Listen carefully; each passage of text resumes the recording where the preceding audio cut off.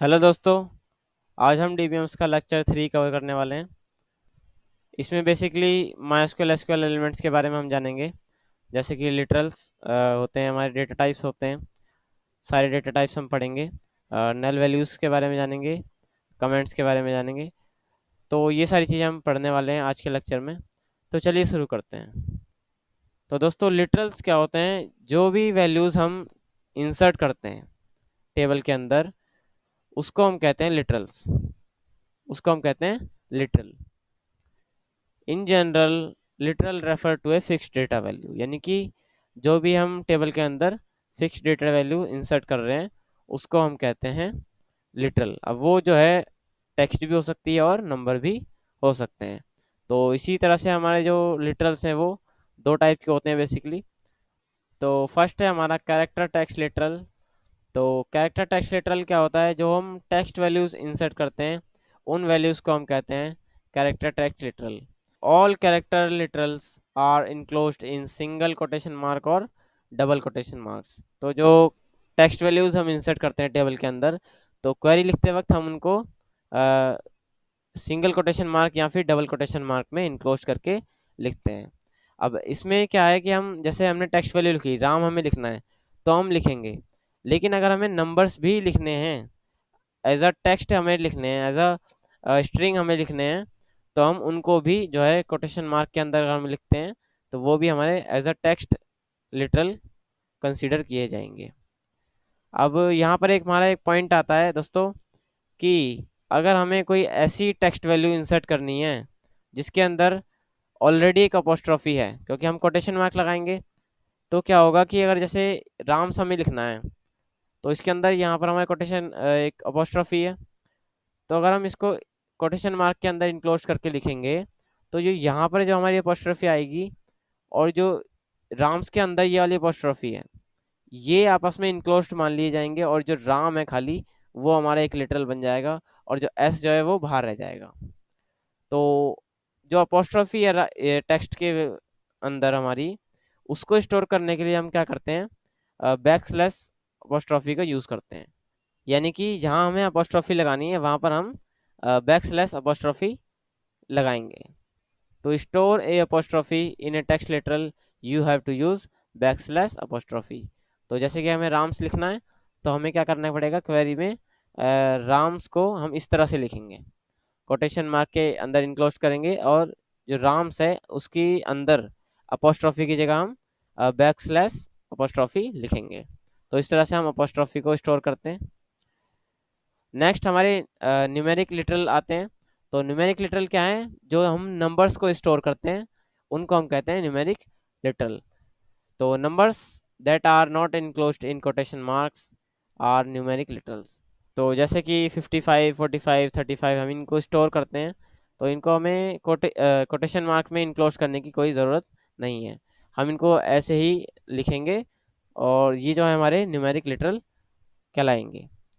अब numeric literal भी हमारे दो टाइप के होते हैं, इसमें कि फर्स्ट है हमारा इंटीजर लिटरल, यानी कि इंटीजर्स। तो जो हम इंटीजर वैल्यू इंसर्ट करते हैं उनको हम कहते हैं इंटीजर लिटरल्स, यानी विदाउट एनी डेसिमल। तो जैसे कि 43, 34, 55, तो ये सारे हमारे क्या हैं? इंटीजर लिटरल के एग्जांपल। सेकंड है रियल लिटरल्स। तो रियल लिटरल्स क्या है?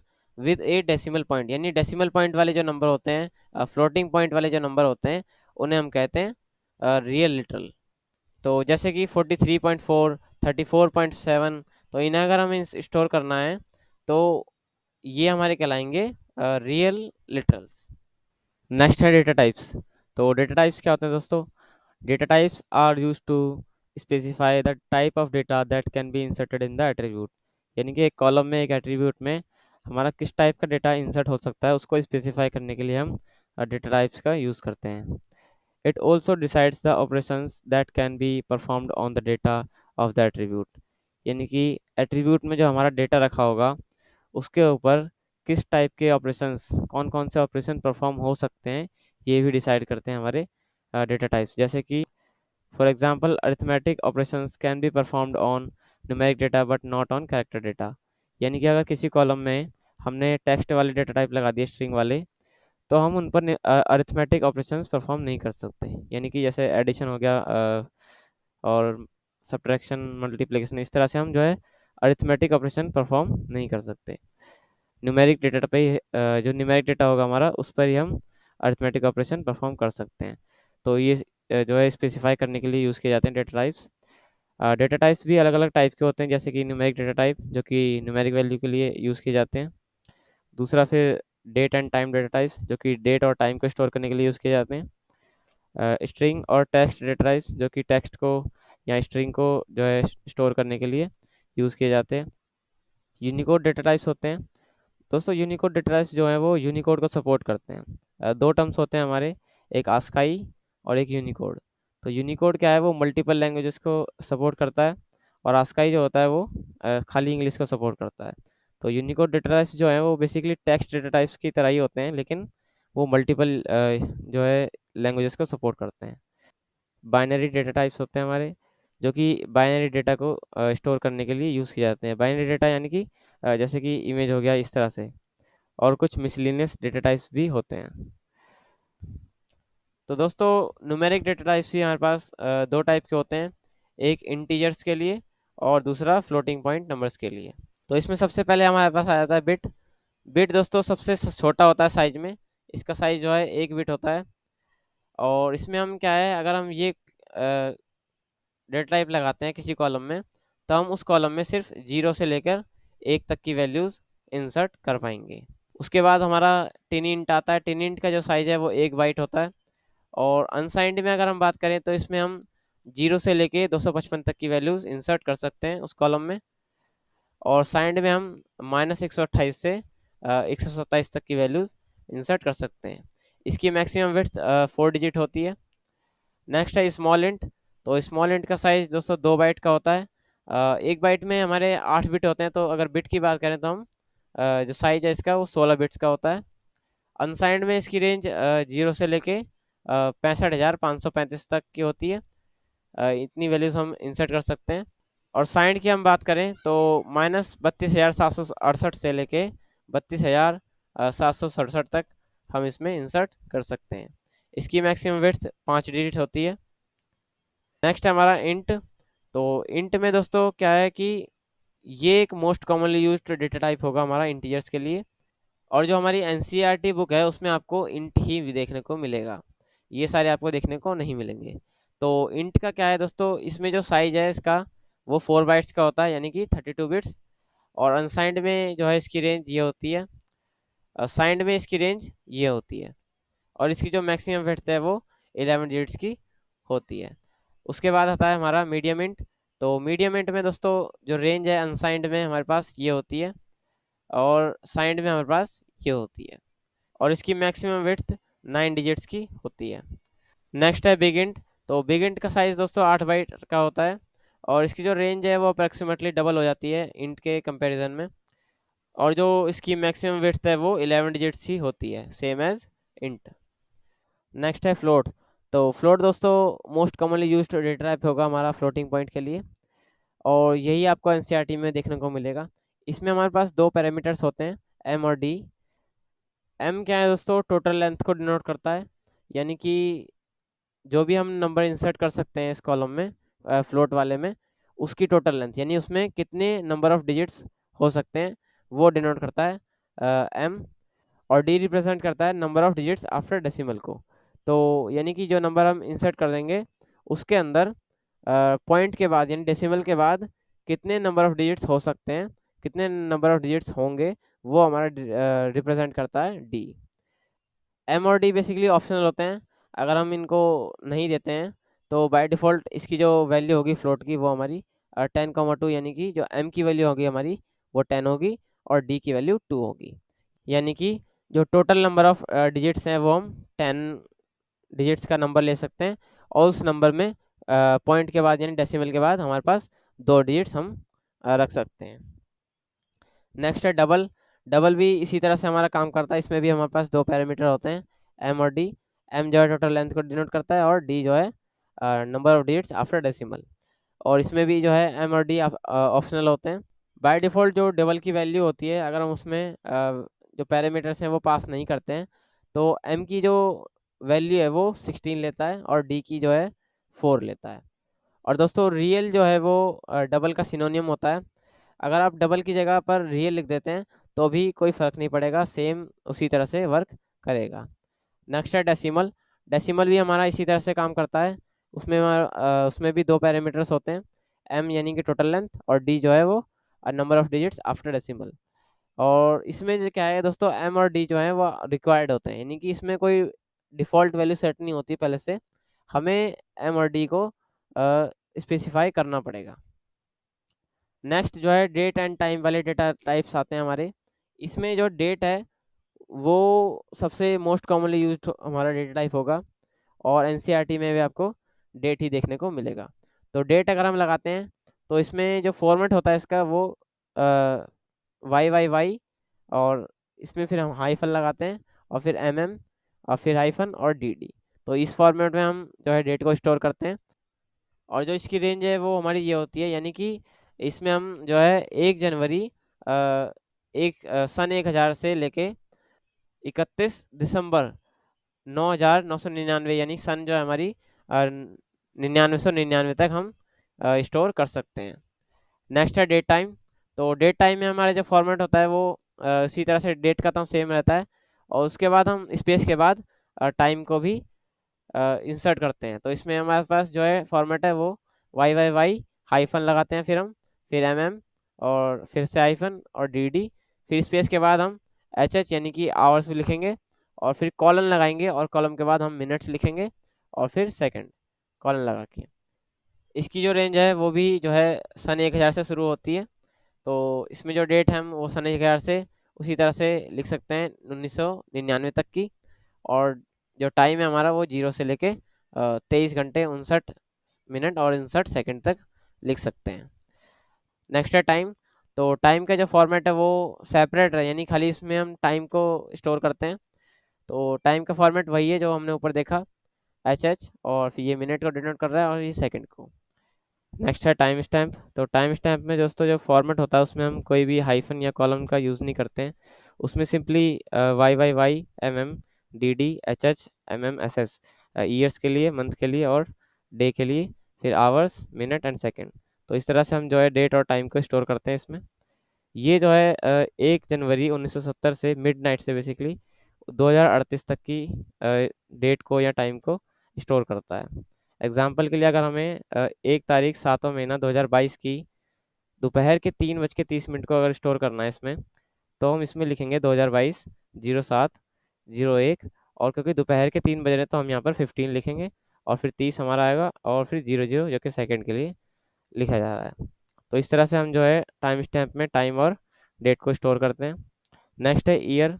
तो ईयर में दोस्तों एक पैरामीटर होता है, बट बेसिकली माइस्क्ल में आप नॉर्मल ईयर ही लिखते हैं। अगर आप पैरामीटर भी देंगे तो आप सिर्फ 4 ही दे पाएंगे। तो 4 में एम जो है बेसिकली डिस्प्ले लेंथ होता है, तो डिस्प्ले लेंथ जो है वो बेसिकली 4 ही रहेगी। जो ईयर आपका डिस्प्ले होगा टेबल में वो 4 डिजिट में ही होगा। लेकिन जब आप ईयर लिखते हो खाली, या फिर ईयर 4 लिखते हो माइस्क्ल में, डेटा टाइप्स लगाते हो, तो फॉर्मेट जो होगा उसका इंसर्ट करने का उसका, वो आप 2 डिजिट में कर सकते हो और 4 डिजिट में।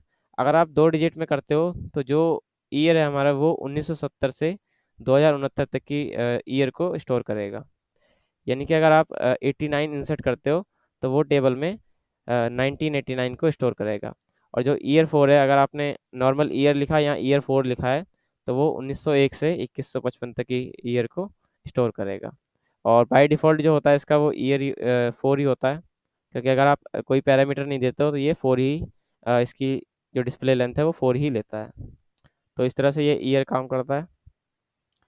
नेक्स्ट हमारे टेक्स्ट या कैरेक्टर डेटा टाइप्स आते हैं। फर्स्ट है कैर। तो कैर में दोस्तों एक पैरामीटर होता है एम। एम क्या है कि नंबर ऑफ कैरेक्टर्स को रिप्रेजेंट करता है, या फिर नंबर ऑफ बाइट्स को भी हम कह सकते हैं, क्योंकि जो हमारा कैरेक्टर होता है एक, वो 1 बाइट का होता है। तो जो एम है वो नंबर ऑफ बाइट्स को और नंबर ऑफ कैरेक्टर्स को रिप्रेजेंट करता है। कैर जो है वो फिक्स्ड लेंथ स्ट्रिंग को स्टोर करता है बेसिकली। इसमें जो कैरेक्टर हम स्टोर कर सकते हैं वो एक कैरेक्टर से 255 कैरेक्टर तक की स्ट्रिंग को स्टोर कर सकते हैं। एम जो है यहाँ पर एक ऑप्शनल होता है, इसकी बाय डिफ़ॉल्ट वैल्यू 1 होती है अगर हम एम की वैल्यू पास नहीं करते हैं डेटा टाइप्स लगाते वक्त। तो एम जो है वो बेसिकली बाय डिफ़ॉल्ट 1 सेट होगा, यानी कि हम उसमें एक कैरेक्टर स्टोर कर सकते हैं उस कॉलम में। नेक्स्ट है varchar। तो varchar जो होता है उसमें भी एक पैरामीटर होता है और सेम जो है उसकी तरह नंबर ऑफ बाइट्स और नंबर ऑफ कैरेक्टर्स को रिप्रेजेंट करता है। इसमें varchar जो है वो वेरिएबल लेंथ स्ट्रिंग को स्टोर करता है और इसकी जो मैक्सिमम लेंथ है माइस्क्वेल में वो 16,379 कैरेक्टर को ये स्टोर कर सकता है। एम यहाँ पर रिक्वायर्ड होता है, इसकी कोई बाय डिफ़ॉल्ट वैल्यू सेट नहीं होती पहले से। अभी नेक्स्ट स्लाइड में हम कैर और वैरकर के बीच में डिफरेंस को समझेंगे और उसमें जो है फिक्स्ड लेंथ का क्या मतलब है और वेरिएबल लेंथ का क्या मतलब है, इसके बारे में भी डिस्कस करेंगे। नेक्स्ट है हमारा वेरकर मैक्स। तो वेरकर मैक्स जो दोस्तों वेरिएबल लेंथ स्ट्रिंग को स्टोर करता है और इसमें हम मैक्सिमम कैरेक्टर को सपोर्ट करता है बेसिकली। इसमें मैक्सिमम कैरेक्टर स्टोर कर सकते हैं और ये जो है माइस्क्वेल के अंदर सपोर्ट नहीं होता, तो ये माइस्क्वेल के अंदर यूज़ नहीं किया जा सकता। नेक्स्ट है टेक्स्ट। तो टेक्स्ट जो है वो भी वेरिएबल लेंथ को स्टोर करता है, वेरिएबल लेंथ स्ट्रिंग को, और इसकी जो मैक्सिमम साइज है वो 2 GB यानी कि 2 GB तक का डेटा हम इसमें स्टोर कर सकते हैं।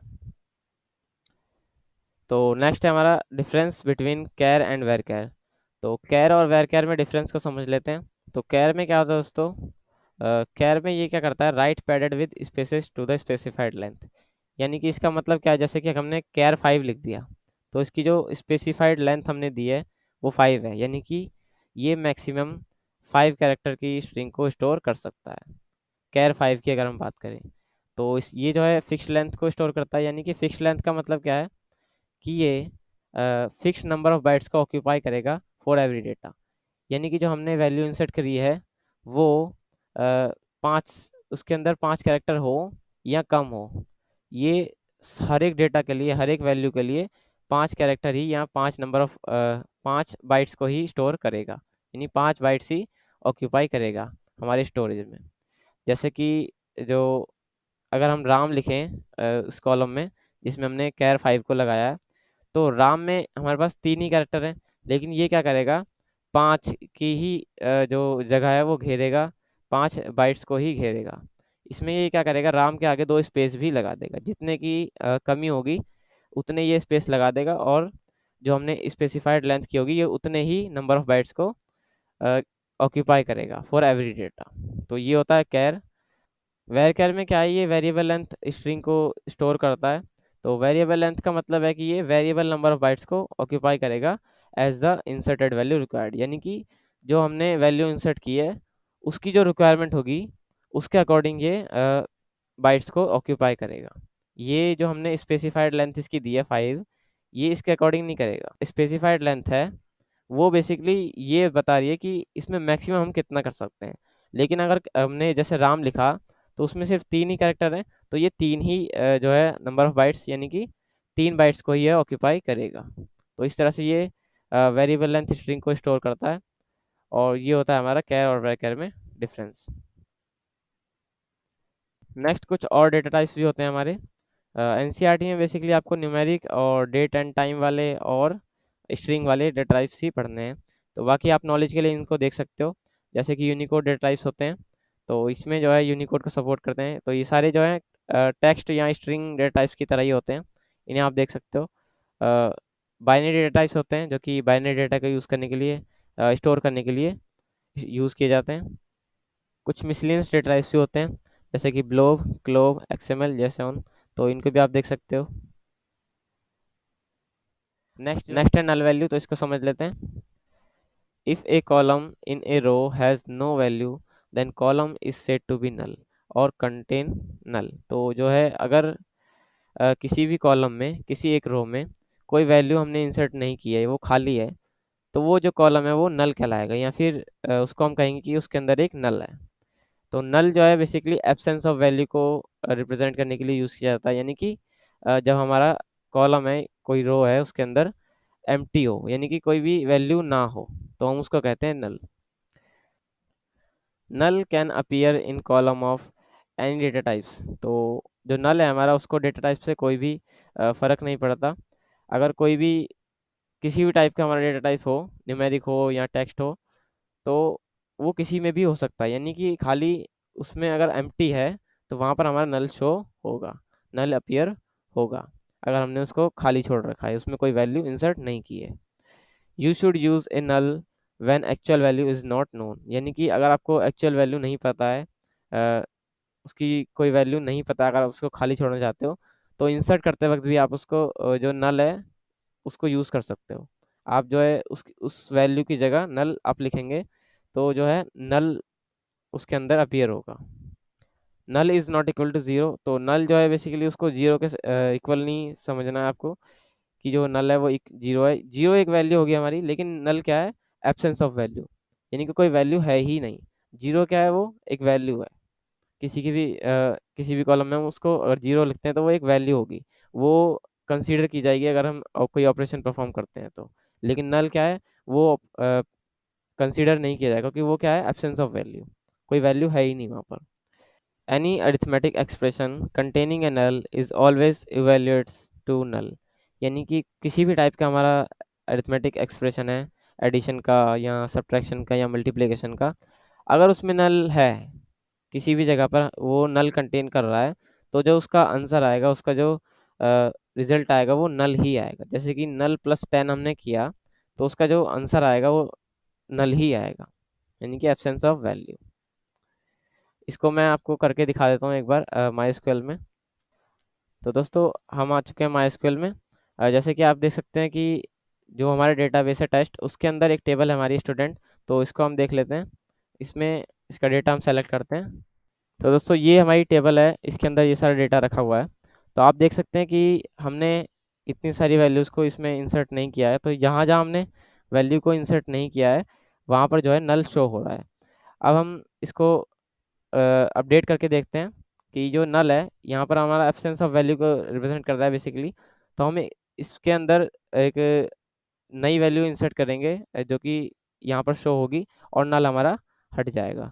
तो इसको हम अपडेट करेंगे, अपडेट। यहाँ पर आप देख सकते हैं दोस्तों कि हमने अपडेट के लिए क्वेरी चलाई है, जिसमें कि हम क्लास को 12 कर रहे हैं। जहाँ भी हमारा where name equal to Ram, जहाँ भी हमारा नेम जो है वो राम होगा, वहाँ पर हमारा क्लास जो है, क्लास की जो वैल्यू है वो 12 हो जाएगी। तो इस टेबल में हमारे पास दो जगह राम है, तो ये दो दो रो हमने जो है अपडेट कर दिए हैं बेसिकली यहाँ पर। पहले मैंने देखा नहीं था कि ऊपर वाले में भी राम है। तो जो है राम को जो इसने अपडेट किया है, तो ऊपर वाला तो हमारा पहले से 12 था, तो वो तो सेम ही रहेगा। लेकिन जो नीचे वाला राम है, जहाँ पर हमारी नल वैल्यू कंटेन थी, तो वो नल की जगह 12 आ जाएगा। तो इसको हम सेलेक्ट करके देखते हैं डेटा को।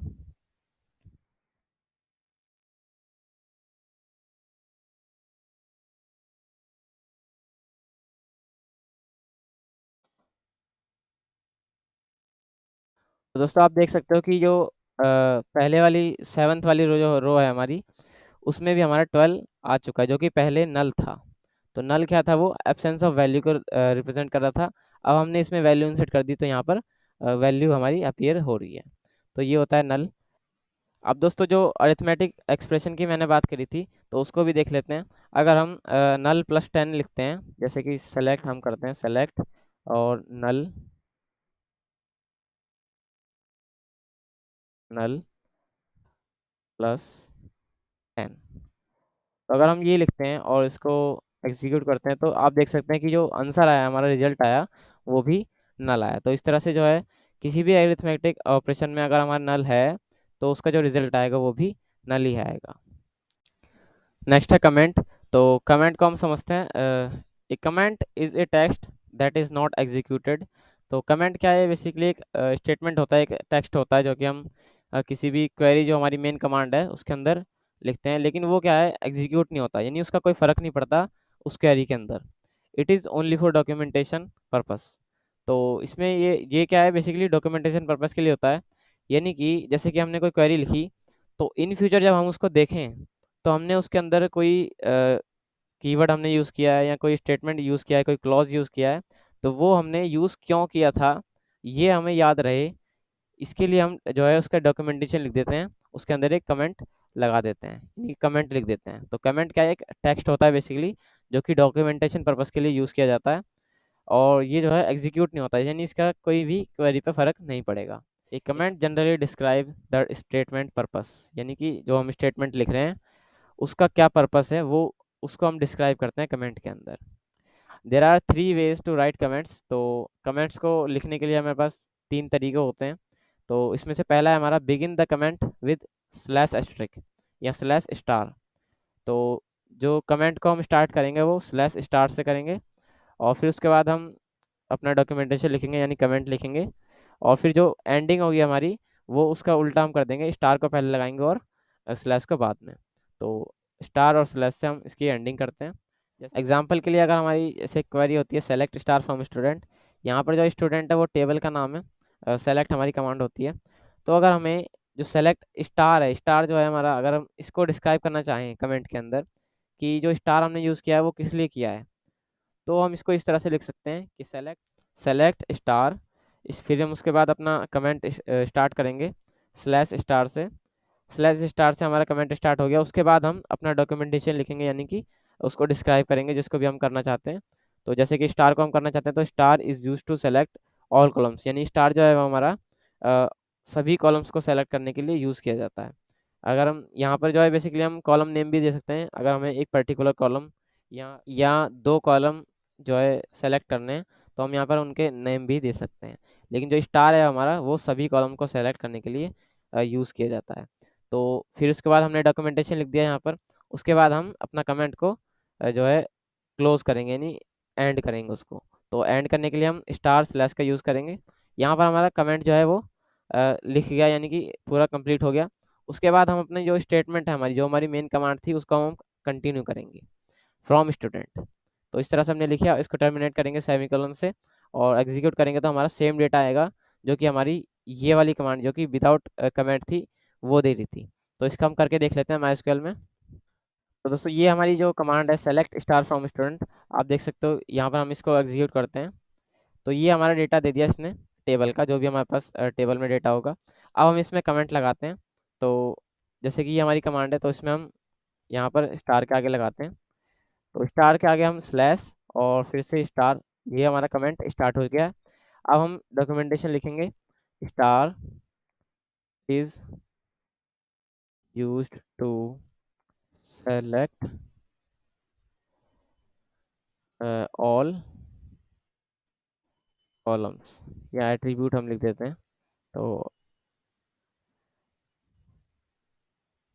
एट्रीब्यूट, तो ये जो है स्टार हमने जो है डॉक्यूमेंटेशन लिख दिया स्टार के लिए। अब हम अपने कमेंट को क्लोज करेंगे, तो क्लोज करने के लिए हम स्टार और स्लैश का यूज़ करेंगे। तो ये हमारा कमेंट क्लोज हो गया। अब हम जो है उसका आगे हमारी जो मेन स्टेटमेंट थी, मेन क्वेरी थी, उसको हम कंटिन्यू करेंगे फ्रॉम स्टूडेंट।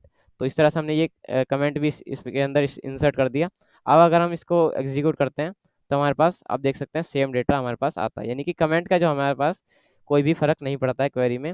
कमेंट क्या है, एक नॉन एग्जीक्यूटेबल टेक्स्ट होता है बेसिकली, तो इसका कोई भी फर्क नहीं पड़ता क्वेरी में। जो हमारी कमांड है उसके अंदर हम कमेंट लिख सकते हैं डॉक्यूमेंटेशन पर्पस के लिए। दूसरा तरीका हमारा कमेंट का कि इसमें हम जो है कमेंट को स्टार्ट करने के लिए डबल हाइफन का यूज़ करेंगे। तो जब हम डबल हाइफन लगाएंगे तो इसके आगे हमें एक स्पेस भी देना पड़ेगा।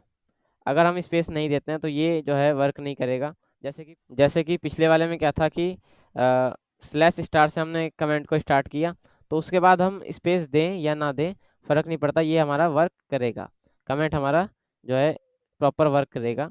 लेकिन यहाँ पर जो है अगर हम डबल हाइफन के बाद स्पेस नहीं देते हैं तो ये हमारा एरर दे देगा और ये हमारा वर्क नहीं करेगा। स्पेस देने के बाद हम अपना डॉक्यूमेंटेशन लिखेंगे, और इसमें जो कमेंट को एंड करने के लिए कोई भी सिंबल या किसी का यूज़ नहीं किया जाता। इसमें क्या है, अगर हमें कमेंट को एंड करना है तो हमें लाइन ब्रेक करनी पड़ेगी यानी एंटर प्रेस करना पड़ेगा, नेक्स्ट लाइन में हमें जाना पड़ेगा। तो जैसे कि एग्जांपल में सेलेक्ट स्टार फ्रॉम स्टूडेंट, जो कि हमारी क्वेरी है एक सेलेक्ट वाली, स्टूडेंट क्या है हमारा टेबल का नेम। और सिमिलरली जैसे पहले हमने देखा था कि स्टार के बारे में हमें डॉक्यूमेंटेशन लिखना है, तो हम इसको इस तरह से लिख सकते हैं कि सेलेक्ट स्टार, फिर हम डबल आइफन लगाएंगे कमेंट स्टार्ट करने के लिए, फिर स्पेस देंगे और स्पेस देने के बाद अपना डॉक्यूमेंटेशन लिखेंगे। डॉक्यूमेंटेशन लिखने के बाद हम एंटर प्रेस करेंगे, नेक्स्ट लाइन में जाएंगे और फिर अपनी जो क्वेरी है उसका स्टेटमेंट कंटिन्यू करेंगे फ्रॉम स्टूडेंट और सेमीकोलन लगा के टर्मिनेट करेंगे और एग्जीक्यूट करेंगे। तो जो हमारा डेटा है वो सेम इसी तरह से देगा जो कि हमारा सेलेक्ट स्टार फ्रॉम स्टूडेंट देती। तो इसको भी हम करके देख लेते हैं माइस्क्यूएल में। तो जैसे कि ये हमारी ये क्वेरी है, इसको हम एग्जीक्यूट करेंगे तो ये हमारा डेटा आ गया। अब अगर हम इसमें जो है कमेंट लगाते हैं, तो स्टार के बारे में हमें डिस्क्रिप्शन लिखना है, तो हम यहाँ पर डबल आइफन लगाएंगे। ये हमारा कमेंट स्टार्ट हो गया। हमें स्पेस भी देना पड़ेगा, क्योंकि अगर हम स्पेस नहीं देते हैं तो वर्क नहीं करेगा। इसके बाद हम डिस्क्रिप्शन लिखते हैं अपना, star is used to select all attribute. तो ये हमारा जो है डॉक्यूमेंटेशन हो गया स्टार के लिए। अब हमें क्या करना है, एंटर प्रेस करना है, नेक्स्ट लाइन में जाना है, जो कि कमेंट को ब्रेक करने के लिए हम ये कर रहे हैं। तो एंटर प्रेस किया, हमारा जो कमेंट है वो क्लोज हो गया, यानी कमेंट जो है वो एंड हो गया हमारा लाइन ब्रेक से। अब हम अपना जो स्टेटमेंट है, जो हमारी क्वेरी है, उसको कंटिन्यू करेंगे। सेलेक्ट स्टार हमने लिखा था, उसके बाद फ्रॉम स्टूडेंट, ये हमने लिख दिया और हम इसको एग्जीक्यूट करते हैं। तो आप देख सकते हैं कि यहाँ पे जो हमारा डेटा है वो सेम उसी तरह से आया है, जो कमेंट का हमारा कोई भी फर्क नहीं पड़ा है। तो अगर हम इसको विदाउट स्पेस यूज़ करते हैं ऊपर वाली को, तो अगर जैसे कि डबल आइफन के बाद हम स्पेस नहीं लगाते हैं, तो आप देख सकते हैं ये हमारा वर्क नहीं करेगा। तो हम इसको करते हैं ब्यूट।